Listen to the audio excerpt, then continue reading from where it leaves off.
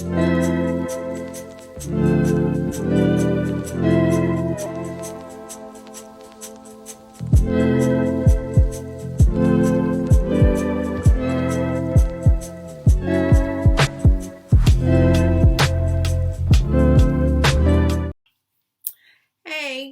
so let's do a quick review of the spine. So, when we talk about the spine, we're looking at the cervical spine, which is the neck, the thoracic spine, which is the mid back, and the lumbar spine, which is the low back. And really, you can totally add the sacrum. I mean, we kind of don't put that in the spine, but we can add the sacrum. We have the brain that's sitting here with a nice skull. The brain has the central nervous system, which is the spinal cord that's going down the spine. So that's what the back is protecting. It's protecting the spinal cord. From the spinal cord itself, you can see we have little nerves that are coming off of the spinal cord. These are called peripheral nerves.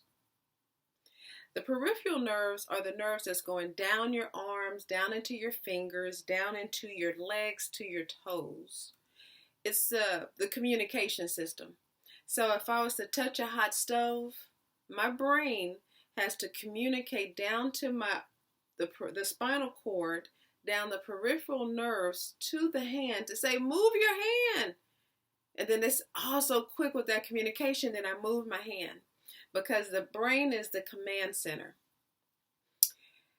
So from the spinal cord, especially right here in the cervical spine, so cervical spine is 7, and it's right there at the very top.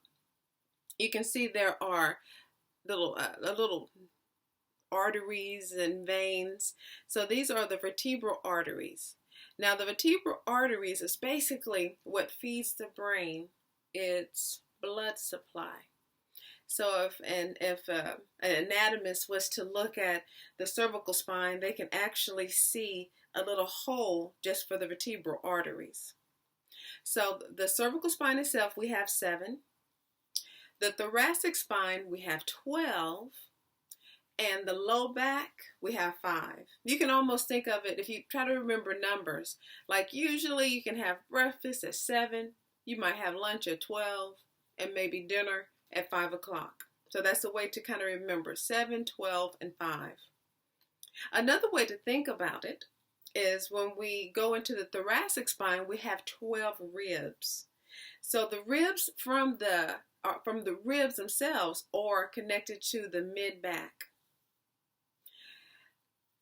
Going down the spine, each of the vertebrae start to get a little bit larger as time, or as it goes down the spine. And that's because the spine is weight bearing. So weight comes onto our forehead, and then it goes down into the neck, down into the mid back, low back, and once it gets to the hip, it starts to go out to the hip, so it goes down into the leg. So that's why these are weight bearing.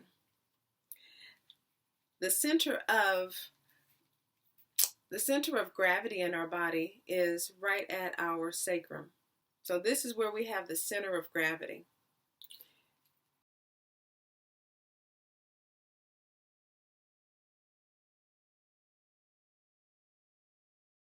So this would be an example of, see, these are pretty big, so we can say the lumbar spine. So once again, you can see how the spinal cord is being protected by the vertebra itself, the bodies of the vertebra. And in between each of the vertebrae, you'll see your disc. So this is a disc. So the discs are there to act as cushion for the spine itself. And then you can see the peripheral nerves coming out of the spine. So that's what we need to kind of be familiar with when we look at the spine.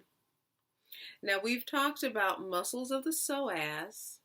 So get familiar with the muscle of the psoas, and we'll be able to look at it a little bit more in depth when we start to look at muscles.